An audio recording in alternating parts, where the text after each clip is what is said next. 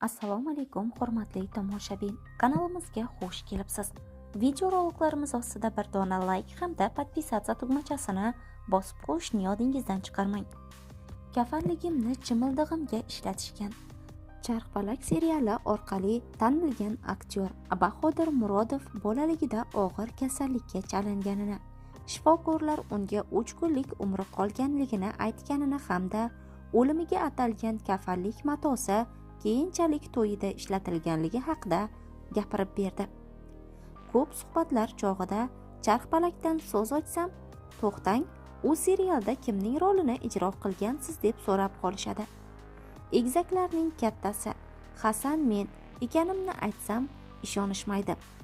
Sabr-qanoatni ota-onamizdan o'rganishimiz kerak ekan. Ota-onamiz qanchalik sabr-toqatli, irodali bo'lishgan, biz ham shuni takrorlashimiz kerak. Masalan, otam rahmatlini oladigan bo'lsam, tirik yetimlikda katta bo'lgan. 6 yoshlarida otasini ko'rgan. U alohida bir tarix. Otam bobomning quloq degan tamg'idan qutulishi uchun 6 yoshidan boshlab kolxozda ishlashni boshlagan. Otam olamdan o'tganda suyangan, ishongan tog'imni yo'qotganman. 7 aka-ukaning ichida faqat men otam bilan ochiq-oydin gaplashardim.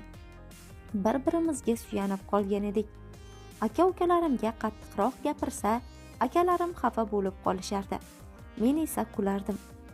"Ha, artist, nega kulyapsan?" derdi. O'shanda ota, "Siz meni so'kmayapsiz, aksincha yaxshi inson bo'lishimga sabab bo'lyapsiz" derdim. Bolaligimda 3 kunlik umrim qolganligini aytishgan. 8-9 sinf paytim qattiq kasal bo'lib 1,5 yil bir joyda yotib qolganman.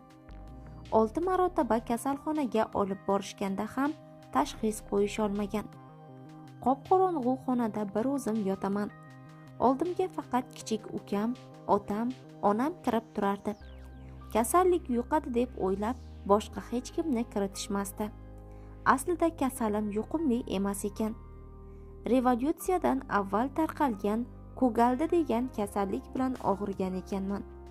Kasalni noto'g'ri davolashlari oqibatida buyraklarim ishlamay qolgan. Bir tog'am bosh shifokor edi. Bir kuni otam hamda tog'am uyning dahlizida turib gaplashishdi. Qorong'uda yotavergandan keyin odam hamma narsani eshitadigan, sezadigan bo'lib qolarkan. Tog'am otamga, "Aka, tayyorgarligingizni ko'ring. Uzog'i 3 kunda ko'z yumadi" degan. Bu gaplarni eshitish otaga qanchalik og'ir. O'shanda qorong'u xonada yotib, birinchi marta otamning ko'zida yosh ko'rganman. Men bor xonaga kirdi-da, so'z topolmay qo'lini uzatib, "O'g'lim, yashayman deb so'z ber" dedi. Keyin kichkina 3 yashar ukam kirdi yonimga. So'ngra, "Aka, senga kiyim tikish uchun ko'p matolar olib kelishdi" dedi. Qanaqa matoligini so'rasam, "Oq" deya javob bergan. 6 oydan so'ng oyoqqa turdim. Boshqa bir tabibdan davo topdim. Allohning mo'jizasi bilan o'ladigan o'spirin yigit birinchi marta ko'cha hovliga chiqdim. Oradan 1,5 yil o'tib, o'z xohishim, do'stlarim yordamida shifokorlarni amallab aldab bo'lsa ham armiyaga ketdim. Chunki u paytlarda harbiy xizmatga bormaganlarga qiz berishmasdi. Kafanligimni to'yimga ishlatishgan. 2 yildan keyin xizmatdan qaytganimda men bilan birga o'qigan sinfdoshlarim, hech kim, hatto uydagilarim ham meni tanimadi. Chunki juda ham o'zgarib, sog'lom bo'lib ketgandim. Uylandim. Qishloqda juda katta to'y bo'ldi. Otam rahmatli, onam xursand bo'lishdi. Oldinlari do'stlarimning to'yida ko'rganman-u, lekin hech ahamiyat bermagan ekanmanmi? Chimildiq kattaga o'xshadi.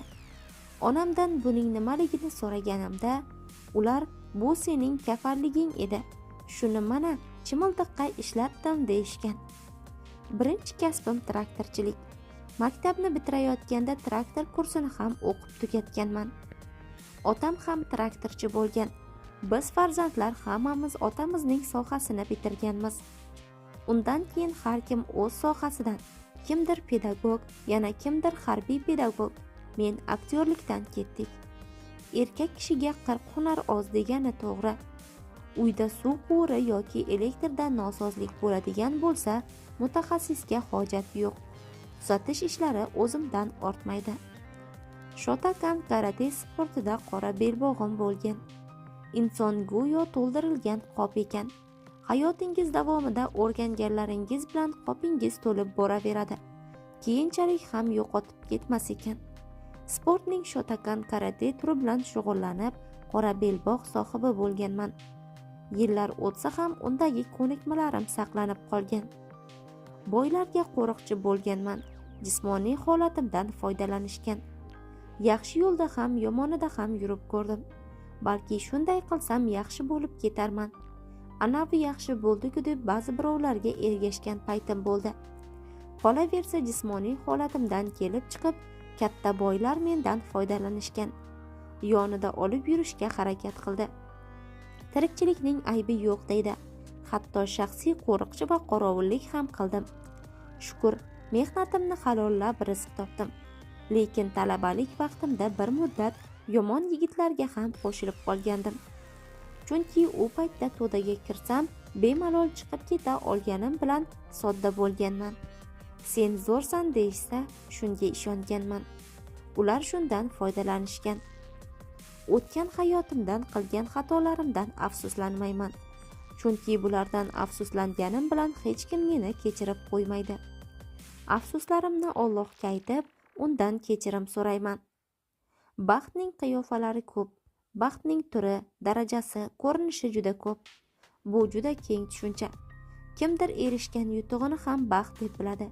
Yana kimdir sevgan insoniga erishsa, baxtliman deydi. Men uchun baxt farzandlarimning baxtiyor ko'rish, nabiralarimning didoriga to'yish va yaqinlarimning yutug'ini ko'rishda.